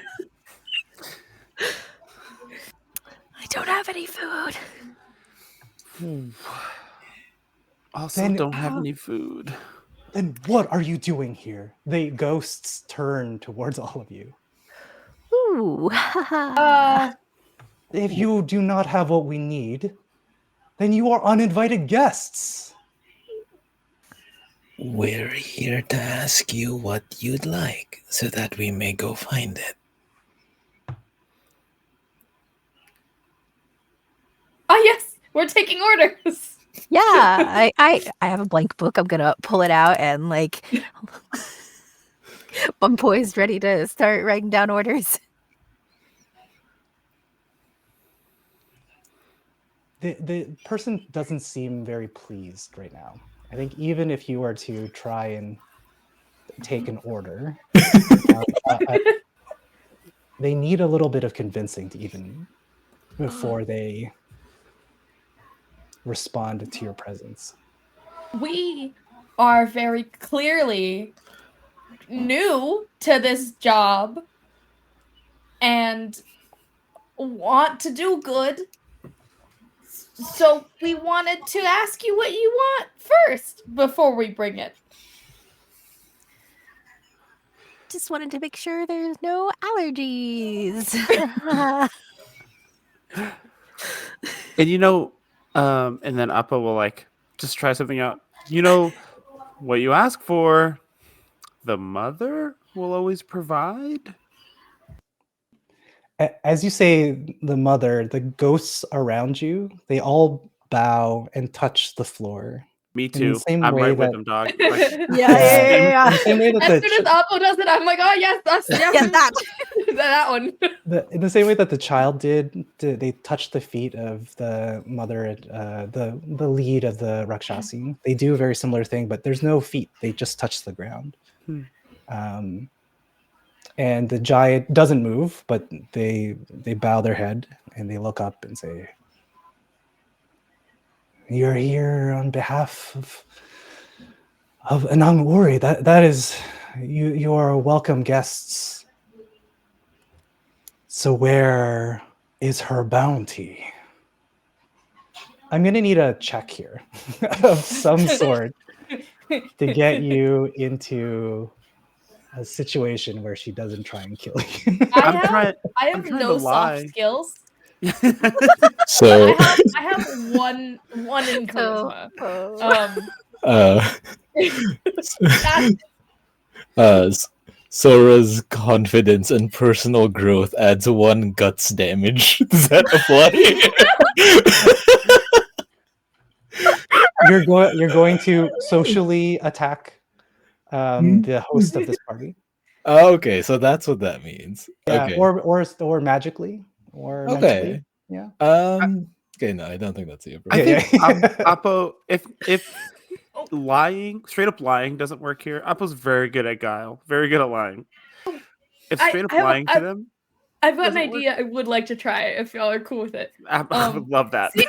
Please. The previous night, Vina was just messing with weird magic shenanigans. Vina's gonna like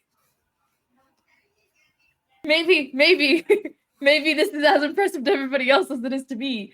And they're gonna use what's it called? The trick of the light to like basically kind of bend the in like a kind of almost like a bubble around us with like this iridescent shimmer.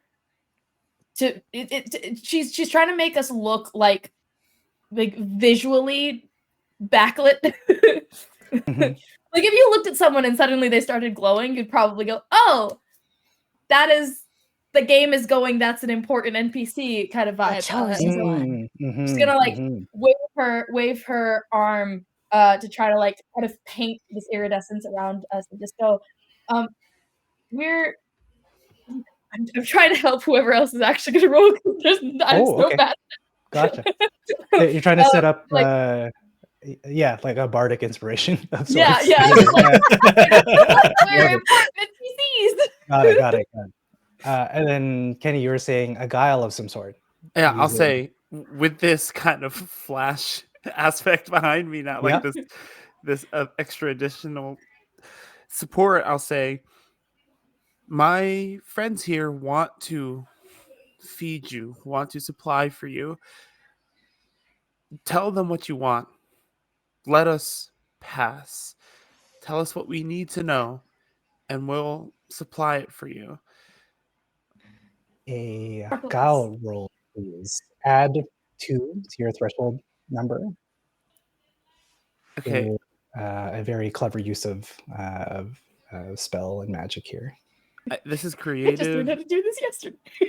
Creative guile, which is a 4 for me, so +2 is already 6. So that's Amazing. Yay. auto success. Yeah. Yeah. Absolutely. Great. So with a little bit of help, you're able to very convincingly show that you're here to help. So the giant says, I see. Apologies, my hospitality has decayed over time. My name is Serena. I am the host of this party. And you hear the whispers amongst the ghosts around you. The Sage of Shadow. The Sage of Shadow. And you feel kind of this like darkness. Not in a bad way, but like the dusk turning into night. It's very and the way like Nyx, the goddess of night in Greek mythology, is they're not bad or good. They're just night. And Serena is just shadow. And they say, okay, well, I'm unable to contact the kitchen. My partner is there. The Carnavati, the Sage of Fire, my beloved, they are preparing the feast, but I have not been able to contact them for a long time. If you can bring the food that they're preparing, I would be appreciative. And as they say the food that they're preparing, the ceiling above you, you look up and it's actually a bit more crystalline, and fire roars and sweeps over it. And when you squint, you can actually see, it's as if you're looking, when you look up, it's as if you're looking down at a massive kitchen. And there seems to be a person there, giant sized, preparing a feast. We'll get right on that. Yeah. We're big fans of Shadow over here, by the way. It's like the whole thing with our group. It's like we love shadows and people. So we're gonna get right on this. All right. I would recommend haste. Yeah, 26 minutes. What's the quickest way to the kitchen? You know, we're still in training. You have convinced me that you are ambassadors of Anang Ori, providers of our bounty. Figure it out. You got it. You will figure it out. Yeah. All right, so Vina, you're gonna fly us all up there, right? Yeah. Sure. Don't know that I can go that far off the ground, but we can try that. We can try the freaking grappling hook thing again. Good time to go. Don't know how they're gonna feel about watching us go. I will need help again. I can't climb. Well, we've got plenty of rope. We'll fashion a harness. Just pulling Sora up. Slowly spinning. So to throw all of you a little bit of guidance here, you can add details to the scene. Not like, here's a door that goes right into there. But is there Oh something wow, that that's so maybe crazy. you're There's a looking- giant staircase going straight up. Yeah, Let's you just do know. that. specifically moves you to the right? Not like that. But if there's something like that you'd like to be in the scene, very open. Well, if it's like more crystalline, right? So I'd like to think that means like there's more irregularities in the wall maybe than Absolutely. were in the previous kind of cone thing we were looking at. Sure. So Yeah. instead of like grappling hook our way up, maybe we can actually like physically like climb at least a little bit. Maybe there's like another there's enough irregularities that there's like maybe like a couple of different places where we can like Absolutely. kind of climb up to and Yes. Yeah. You can see that the crystalline ceiling descends down into the intricately carved walls as well. There are alcoves, there are statues, there's lots of things to hang on to, for sure. It's also a ruin. So there are things that have fallen apart and they can make it easily more climbable. Do these spirits seem like they're able to interact with tangible things, or are they like disembodied? They're not able to touch things. Do you try and like interact with them? Yeah, I'll go up and you start taking orders and say like, do you want to just write it down yourself and like offer them a pencil? They all look at you with disdain as you like Absolutely, I get it. I But, understand. as you walk Service through people, them, am I right? Like, some are kind, some are not. But you are able to actually walk through them, and they don't seem Okay. any Mm. bothered. So no help Um, there. Mhm. you had previously said that the big giant dude bro was backlit by blue, right? Yeah, the host, Serena. There's a slight blue behind them. Mhm. I'm gonna climb up the wall and be vaguely heading upwards, but I'm specifically gonna try to like inch my way around to try to get to a point where I can see what could be causing that glow from behind them. Sure. Give me an observe, please. All right. We're gonna do right. do creative because I feel like it's I'm climbing. Sounds good. And is anyone else wanting to do a roll of some sort here? Because because I don't think easily climbable really helps Sora in any capacity. I think they're going to carefully observe where the others could find like a foothold, just so they can like climb a little easier. How is Sora doing that? Are you doing it with your senses or with something else? I think it is just senses. I think like from the ground floor, Sora is just meandering, like near where everyone else is climbing, and sort of helping to point out little footholds that they may have missed. Sounds good. Sounds good. Cool. Give me a roll for I that, rolled please. Sorry, just hold your rolls. I'm going to go to Oh. Zoe and Kenny. What are you two doing? Does Sora want to come with us? Like up into the kitchen?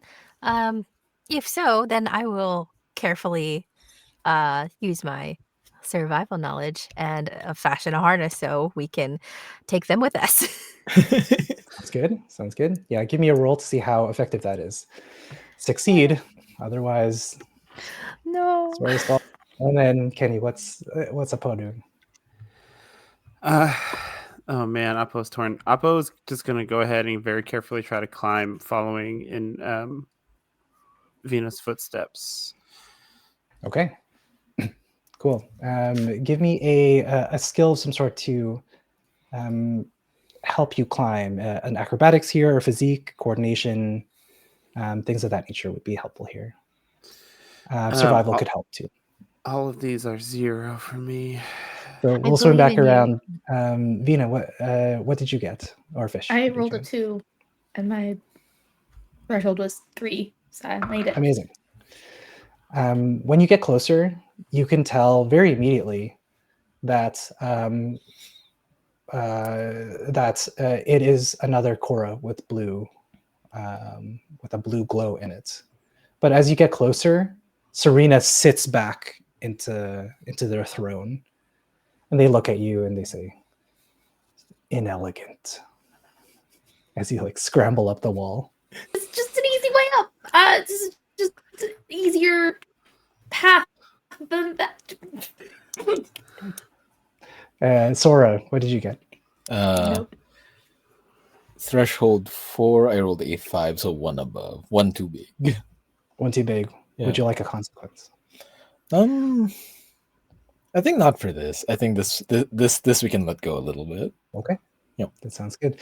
You can't find a clear path up. Though it's crystalline and jagged, easy to climb, a singular path is kind of hard because of all the ruin and debris. Zoe, what did you get?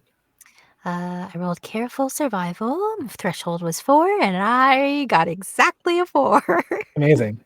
You're kind of like tying up Sora as they're looking through, starting to worry at the fact that the irregularities on the wall just make it too difficult to climb. Oh, thank you, Fong. I couldn't find the path for you all. It's okay. We'll make it up anyway. And you're coming with us. And then Kenny, what did you roll? I rolled a 6 on a 2 threshold. Great. Would you like a consequence? I To don't want a succeed with consequence for this one. I'm okay not being able to climb. Okay. I would like to try an alternative method if that's available. Yeah, absolutely. I'm gonna try to scramble up after Vina, and he calls her inelegant, and I'll drop to the ground, be like, "Oh, that's not me. I'm not inelegant." Yeah. And I'll say, "Hey, Sage of Shadows, we're really trying hard to get this food for you and your folks here. Um, you're pretty big, and I need to get up there. You may have noticed that the landscape of Inanguri has changed quite a bit. Could you kind of aid me in aiding you and your people? I- It's gonna be so worth it." Inang Ori doesn't change. He is eternal. There. What do you mean? A sincere confusion is on their gigantic face. I just mean, clearly, with Carnivate, not coming back when they promised something, just that they need some extra help, which is not per usual. Nothing big, just that the faster we can get up there, and I'll point upwards. Do they notice that the kitchen is inverted up above them? No, they look up and they're confused at what you're pointing at. Just the higher you get me right now up there, the faster you and your folks will get your food. I'm going to need a roll here. It's going to be a little tough. So it's going to be a -2 to the threshold. Sure. Yeah. So give me a roll, an approach, and a skill to try and convince Serena to help you. All right. I think this is probably creative, and it is guile. Okay. And what's that threshold number? It's a 4, but -2, a 2. It's going to be a 2. Nope, that's a 5. Oh, no. Would you like to succeed with a consequence? I would happily take a consequence from this giant. I want this giant to consequence me.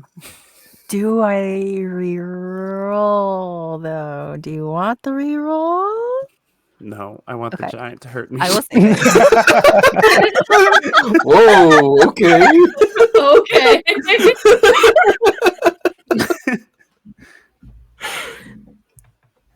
All right. The consequence. They look at you confused. They're just not really sure. But at the same time, all the guests are starting to whisper amongst themselves as this person that is meant to be an envoy, maybe of Inang Ori, somebody of importance, is conversing with the host, and they seem to be at odds or confusion. And Sarvati, you can see this decrepit smile appear underneath their behind their dark purple hair. Say, "Oh no, of course, envoy of Inang Ori. I'd be happy to help you reach new heights. Perhaps you can gather your comrades and your assistants. I will get you to where you need to go." Yeah. Y'all, can we? Vina's already climbing, right? Vina's successfully getting up. You can't make your way all the way to the top. Sora wasn't able to find a path through, so this seems to be the most reasonable, quickest way. Certainly. Serena's gonna help us, y'all. Come close. Okay. Okay. Thank you, Sage of Shadows. Oh, it's my pleasure. And you just need to go high.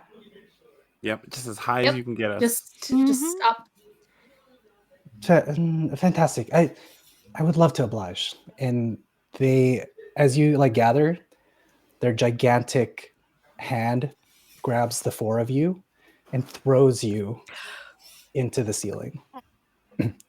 I'm gonna need some checks here. Oh, really? As soon as they let go, I think Vina is gonna stick her wings out and do her best to just Sure. Give me all rolls. Give me a way for you to deal with being thrown into the air by a catapult, essentially, a trebuchet. If you fail, damage is coming your way. So tell me how you do it. I mean, at this point, Appo, expecting this, is going to try and be focused and careful with finding an opening in the ceiling to like go through. Yeah. Um, Yeah, it wasn't clear that there's a way through. I don't know that there's a way through. That's what I'm looking for, or Yeah. a way to cling Yep. at the very least. Sounds good. Yeah, give me that roll. It's going to be flat, no disadvantages, because the result will be damaging. We'll go around the table. So, Fish, Andy, Zoe, how are you rolling to deal? I'm gonna do creative acrobatics because I'm not thinking that hard and I'm not being particularly careful. I'm just wings Trusting your out, body. trying. Total. um, Yeah, give me that which roll. isn't a 4, but I rolled a 5. We'll go to Andy and Zoe, and then we'll get all the numbers. So, Andy. I think Sora is going to carefully observe for what Fong is going to do, so that they could use the if Fong is trying to if Sora sees Fong trying to get to like a certain position, they're going to use the ropes to sort of tug them in that position to help them out. Okay. Is Give me that there would I happen to see like a little ledge? Oh, that would be for safe landing. Sort of close to the ceiling. So you're assuming you'll fail, and then you want to find a soft landing, or I'm looking for a place where we can not go all the way down, but like that's still somewhat close to the ceiling that I can sort of perch on and then make my way up from there.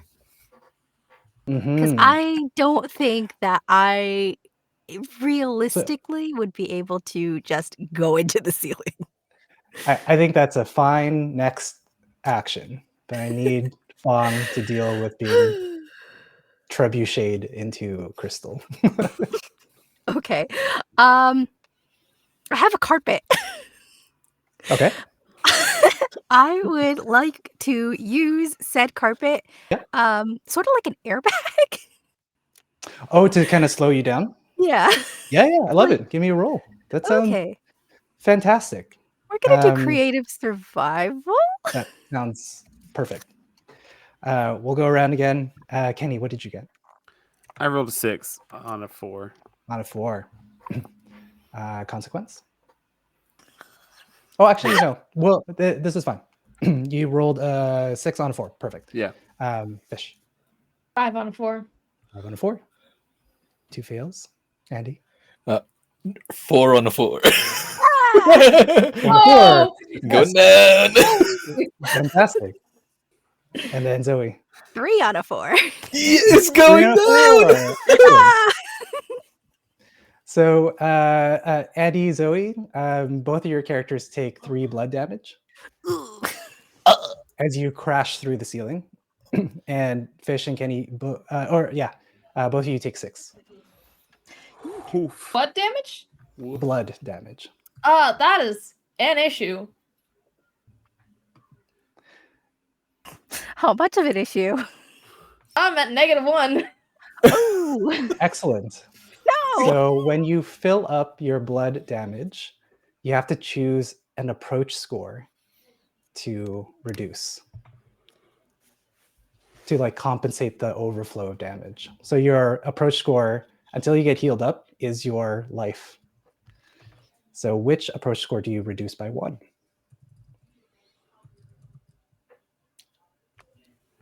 I think it makes sense for Concerted to go down by 1. Just because I can't. Ah! Sounds good. The 4 of you crash through the crystal ceiling. And gravity changes. You're being thrown up, and then suddenly you're being pulled downwards. As you are flying up, you see these like big stained glass windows and beautiful views.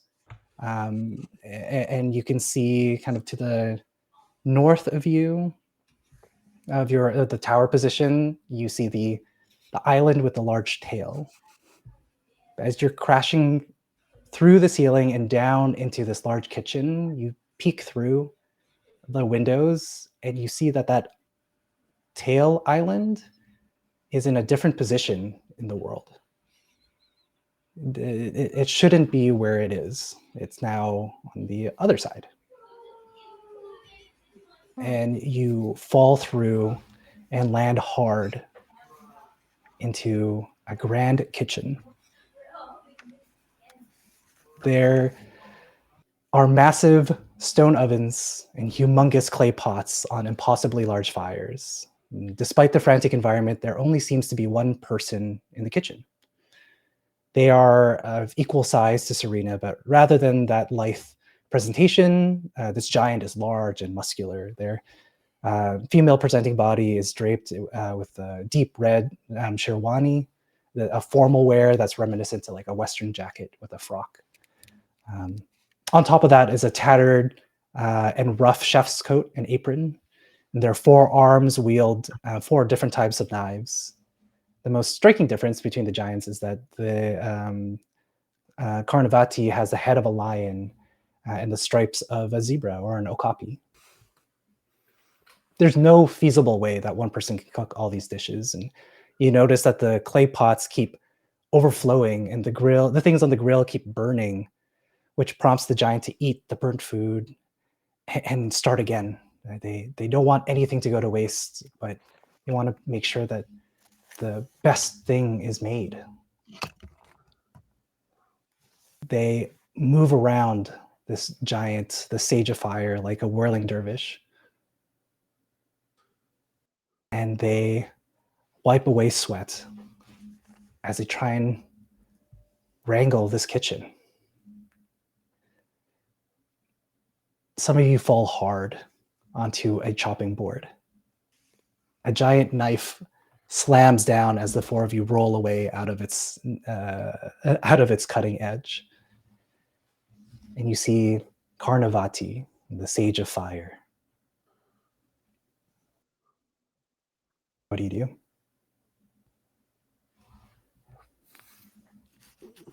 Ow. Very loudly. You ow. Yeah.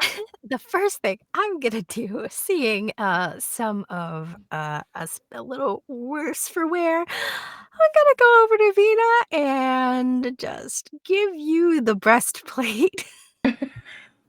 Oh, good. It's about a little bit reversed in order. Hey, that looks like it really hurt. Vina just lying on the cutting board, like, Are you okay? ow, and then you just put it. There you There you go, bud. You're kind of like lying on this like giant head of Napa cabbage. You're just like, oh. Let's get you back on your feet. I think Sora would like to carefully insight how the giant is feeling. Like, are they making these dishes sort of frantically? Like, are they like troubled as they do it? Are they doing it like angrily? That sort of thing.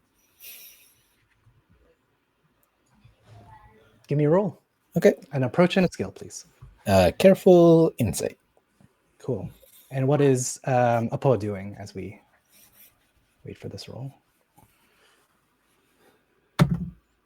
Does Carnivate notice us? I'm guessing so, with this crashed Kind glass. of, and- yeah, like the corner of their eye, but they're just in the middle of it.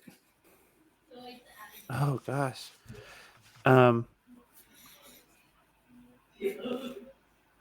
Okay, you think about that. Yeah. Andy, what did you do?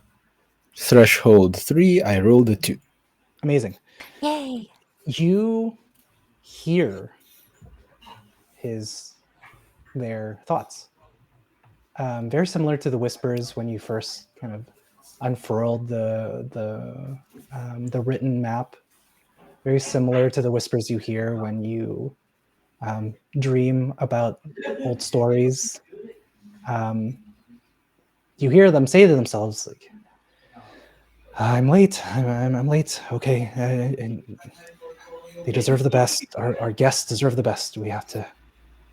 We have to do the best. Oh no, this is on fire. I don't know. Right? Did I add the tamarind? No. Saffron. I need saffron. You can feel the expectation weighing on them, the desire to do the best they can for their beloved.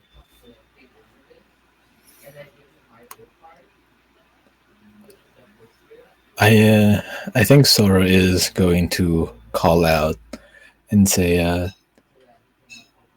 Hello, we apologize for interrupting, but we were sent by Serena to see how you were doing. At the mention of Serena, it's the first time that you see Carnivati stop for a moment, and they look at the four of you. They say, fine. I'm doing all right. Please stop bleeding on my Napa cabbage." And they kind of like gingerly move you off of the head of cabbage. Yes, Well, well, Vina sorry. groans. Yeah. They are rolled to the side. Come Your on, wings, your buddy. feathers hurt. we'll move. Are you okay? You seem to be frantic in your work. Fine. Oh no, it's burning. They take meat that's like on fire and charred and say, okay, we can't waste. And they eat the burned meat. Okay, again, onto the fire. I'm not totally fine, but I need to be. My beloved is taking care of our guests. They're doing the best that they can. I need to do the best that I can. I need to do the best that I can. Apo will see this stress and very carefully, using focus, look around the kitchen and see what would be the most helpful thing to do from like a chef's perspective. How could I help sous chef for this fire sage spirit?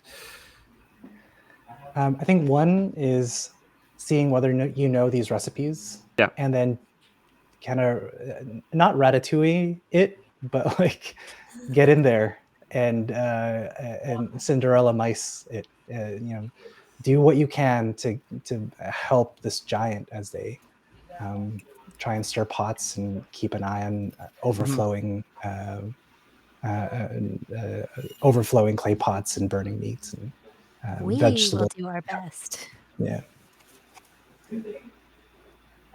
Could I call this a focus? Because this is totally outside of my Yeah, like realm of comfort. totally. That's a 2 on a 4 threshold. Amazing. You actually see a gigantic cookbook. When you run over to it, you're able to kind of turn these massive pages and you start to piece together somehow this ancient script rearranges itself so that you're able to read it. And you're able to kind of piece together what's necessary for all of these different recipes. I say, Fong, look, a book. And I A run to book? it, open it, have Fong help me decipher it. And I'll say, Carnivate, what helps when work is feeling really difficult and hard is like if you have friends there to just like talk it through, like you're just like hourly ride or dies. So like we're here for you. Let us help you, okay? And I see some of the recipe here. So let's all jump on the station and help, okay? Certainly. It's embarrassing, it's humiliating, but it doesn't matter. Sure, that sounds good. It's not embarrassing to need help. It is. This was my responsibility. I said I could do it. My family needs me. I don't want to ask for help, but I need to. Yes. Well, we offer Vina's ourselves to gonna you. peel okay? themselves off of the cutting board and just go, well, technically you're not asking. We're offering. True. I graciously accept your offer. As you begin to like Apo, you start to like direct your teammates to like prepare dishes or keep an eye on certain things.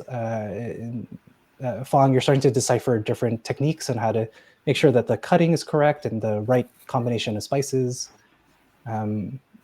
The four of you are starting to like work together and start to move dishes forward into completion. You can see that Carnivati is starting to plate things rather than burn them and have to devour them. And you can see that they're very excitedly starting to produce the feast that they had promised.